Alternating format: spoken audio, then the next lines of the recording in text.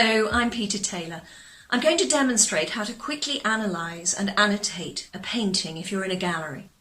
And we'll be looking at Paula Rego's 1995 portrait of the feminist icon Germaine Greer.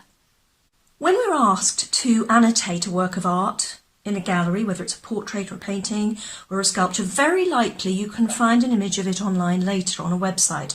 So you don't need necessarily to make the most elaborate drawing or to write down all the facts that you can find, because you can do that later. Now, I have written down the basic information, the name of the artist, Paula Rego, the sitter, Germaine Greer, and the date. I've also written down the fact that Germaine Greer is a feminist, because it was on the label. Okay, there's plenty of space left around the edge of this little frame for me to write my notes, my impressions, my observations, and it's very important that I write them as I go along. And because I may be able to make a better or a more detailed image of this later, I'm going to make my drawing really quite basic, a little bit cartoonish. I might go wrong here and there, and I'm just going to put in all I need. There's a split in her shoe. Gold shoes. So dressy, there's a really old-fashioned word, but split. So does that mean she's fond of them? Or does it mean she doesn't care? She's not very vain? We don't know yet. Just an idea. Okay, you get the idea. Write as the thoughts occur to you.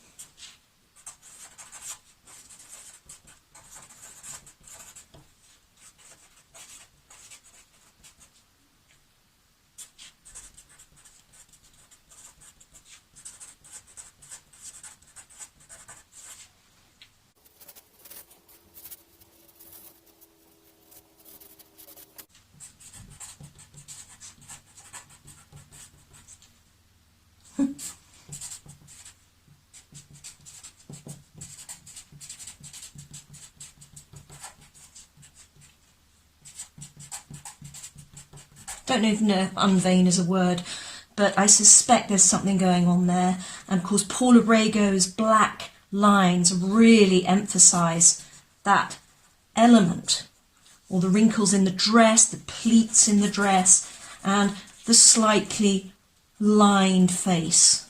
Germaine Greer won't forgive me, or hopefully she won't mind.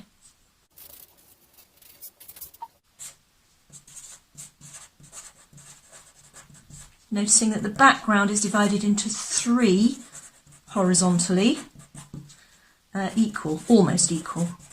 And there's a pattern on the carpet which I'll sketch in. Oh, her hands are quite large, quite almost masculine.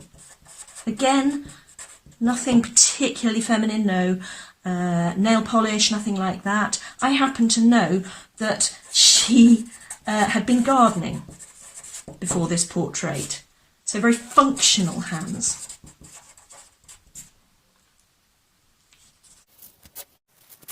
She's looking away from us and the artist. She seems to be absorbed in her own thoughts. Now we know she's a feminist, she's an intellectual, an academic. That's just my general knowledge. Use your general knowledge. Okay, you get the general idea how to annotate. I have now got nothing to do at the end. Maybe I can add a few notes about the paint strokes, broad strokes, dark outlines.